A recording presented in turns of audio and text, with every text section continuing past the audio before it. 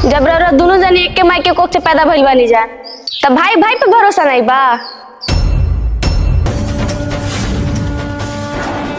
भाई का हो? हमार बात कान खोल के सुन लो, हमें घर में केव कल के ना ओखे देम तो ना ओखे देम, सुन लो ना।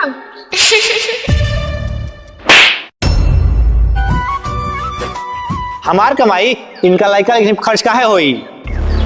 हमने के जब अलगे रहल जाई तो पैसा सब हमने के बची, तो हम काहे अपन कमाई इनके ऊपर खर्च करी? यही से हम अलगे हो खब। हमरे बीच में जे भी आई हमसे बुरा क्यों होई ना। का कहनी हो? अलगा होके के हमरे जीते जी ना होई। हमारा वजह से अपने मेहरारू पर काहे ते हाथ उठाओ तड़े? अगर कहती है वो अलगे ओखा का तो हो जो अलगे। ना भैया जी, हम रउरा कल के ना ओखे देम तो ना ओखे देम। रउरा अपने भाई पे भरोसा नहीं बा।